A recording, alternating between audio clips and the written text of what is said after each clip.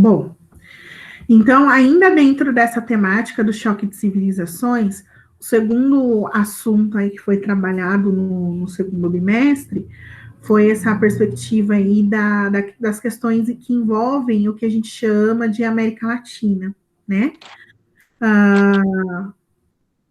Eu tinha as aulas do Centro de Mídia, elas, de certa forma, coincidiram, né? A gente, eu pelo menos, eu não sei se todo mundo conseguiu acompanhar, mas eles tentaram trazer ali, principalmente que eles trabalham muito a questão da imagem, né? Eles tentam ilustrar bastante, trazendo imagem das localidades. Isso ajuda também, né? E em contrapartida, eu tinha deixado para vocês um capítulo do livro de vocês de geografia, como base para a gente estudar, né? E aí, a partir tanto do que foi dito na aula, mas com um pouco mais de ênfase no que eu trouxe no texto, eu separei aí atividades para 2 semanas, né? Sempre tentando fazer com que vocês não ficassem muito sobrecarregados. Então, atividades curtas, porém, que estavam ligados ali com o material que tinha sido fornecido para vocês. Então, nós vamos falar agora da segunda atividade, que foi aí logo na segunda semana de julho, né? De 6 a 10 de julho. Então, vamos começar aqui. A questão 1, né? Quais territórios, né? Que territórios que chamamos de América Latina? Então, a gente sabe, né, o que é o continente americano, que ele se estende do extremo norte do hemisfério norte até o extremo sul do hemisfério sul, ele tem uma amplitude, né, latitudinal, então ocupa uma boa parcela aí do globo terrestre. Porém, existe uma divisão que foi, além da divisão geográfica que a gente está acostumado a falar, né, de América do Norte, América Central e América do Sul, existe essa outra terminologia onde se inclui essa parte do continente que nós estamos inseridos, que é a América Latina, né? Então, a América Latina ela vai corresponder aos territórios, né, da América do Sul, então todos os países da América do Sul, todos os países da América Central, mais o território do México, tá? E aí, pensando que o México, geograficamente, a gente está falando da posição dele lá na América do Norte, certo? Então, Duana, oi. eu coloquei também, né? Eu coloquei que a América do Sul, a América Central e coloquei também todos os territórios que têm a linguagem originada pelo latim. Tá certo? É, então, Gabriel, como a gente está falando de território mesmo, território, terra, né? O ideal é a gente colocar essa questão. A perspectiva da língua que vem do latim, ela está muito mais ligada ao como surge o conceito de América Latina. Quando a gente está falando de território, a gente está falando de posição mesmo, tá? E aí, Ah, ok, ok. tá? Então, os territórios são os territórios, então, da América do Sul, da América Central e o México. Então, Ok. tudo isso é a América Latina. É aquilo também, né? A gente pode também. Eu recebi, acho que, alguma resposta desse tipo, a América, né? São todos os territórios da América, com exceção do Canadá e dos Estados Unidos. Não tá errado, tá certo? Porque a gente tem justamente, e aí já entrando na resposta da 2, né? Se não tiver mais, se vocês não tiverem dúvida da 1, essa maneira de responder, ela também está ligada com a ideia de como surge o conceito de América Latina, né? O conceito, a ideia da América Latina é justamente separar os, não só os territórios, mas agora a gente já também começa a falar das pessoas, né, dos povos. A partir da origem da linguagem, né, dos idiomas que são falados nessas localidades. Que a gente separa a América em dois grupos, né? Um é a América Latina e o outro grupo é a América Anglo-Saxônica, que compreende os Estados Unidos e o Canadá, né? Que vieram aí a língua, né? A origem do inglês, o inglês, o francês que é falado no Canadá, pera, acho que eu tô falando besteira. Não, não tá não. É na parte de lá Não, de. é que Pode falar. eu ia falar que o francês não vem do latim, mas estou falando besteira. O francês tem raiz latina. Ah, Mas o inglês, ele não vem do latim, ele tem uma outra origem, tá?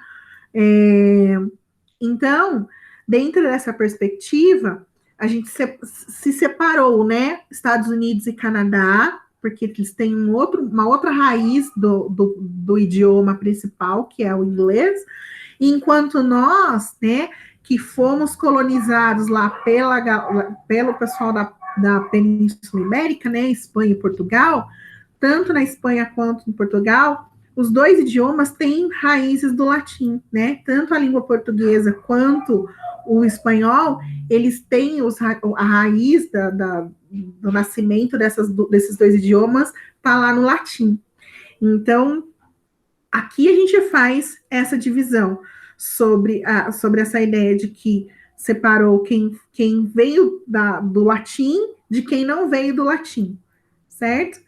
Então, esse conceito, ele vem inicialmente para separar quem foi a parte que é anglo-saxônica, cuja língua veio de outra raiz, da parte da América que foi colonizada e tem como língua, né, como idioma, as línguas que vieram do latim. Então, assim que surge o conceito de América Latina. Chega a ser meio bobo, né? Mas é baseado na questão da origem da língua.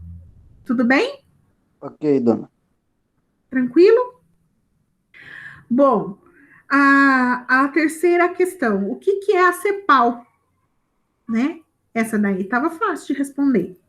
O que é a Ah, CEPAL? eu coloquei que. Sei lá, hein? Pode Ó, falar, Gabriel. eu coloquei assim, ó, que a CEPAL é a Comissão Econômica para a América Latina e o Caribe, que ela serve para reforçar as relações econômicas dos países da região. Isso. A CEPAL, assim como tantos outros órgãos ligados à ONU, ela tem aí um olhar específico para os países da América Latina e Caribe, com o foco e com a preocupação de promover esse desenvolvimento econômico, tá? Então, é uma agência de suporte aí que faz estudos sobre a região e que procura, né, através dos seus estudos, trazer essa informação, né, distribuir essa informação para os países da América Latina com o intuito de promover esse desenvolvimento econômico, de ajudar esses países a se desenvolver economicamente. Beleza? Tudo Beleza. bem na 3? Tranquilo. E aí a questão 4 está aqui, né? Qual a regionalização proposta pela CEPAL para a América Latina? Então, aqui, o que eu esperava que vocês dissessem a partir da leitura do texto, né? A partir do que vocês tinham na mão. Que, na verdade, a CEPAL, na hora de propor uma regionalização, ela leva em consideração os critérios geográficos, né? As características de cada um dos países, porque apesar de a gente falar América Latina, tá? E aí parece que é uma coisa só, tem duas coisas que a gente tem que levar em consideração. Primeiro, a América Latina é uma extensão gigantesca de território, não é? Porque a gente está falando das terras que começam ali a partir do México e vão até o extremo sul da América do Sul, é muita gente que faz parte da América Latina, é muito território e é muita gente.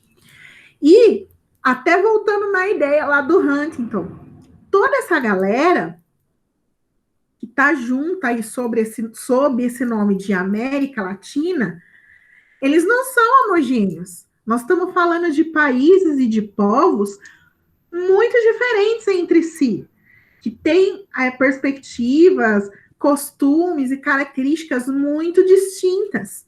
E justamente por isso, porque são povos muito diferentes uns dos outros, a CEPAL tem que levar isso em consideração.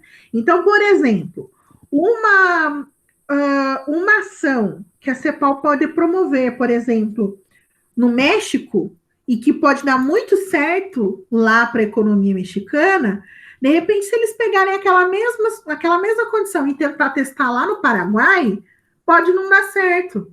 Porque a população e a maneira como o Paraguai está estruturado é diferente da população e a maneira como o México está estruturado. Vocês conseguem entender isso? Então, na verdade, a CEPAL, ela leva em consideração as características dos países. Então, vai levar, sim, esses critérios geográficos, aspectos populacionais, aspectos econômicos, para poder propor soluções dentro da América Latina, mas não necessariamente vai ser a mesma solução para a América Latina inteira, justamente porque os países e os povos são muito diferentes entre si. Tudo bem, gente? Sim, senhora. Beleza? Então, olha só, era bem simples essa atividade também, gente. Não tinha muito o que inventar aqui, não. Tá? Então, eu também vou fazer a mesma coisa, tá? Vou interromper a gravação aqui de novo, para a gente poder ir para a última lição.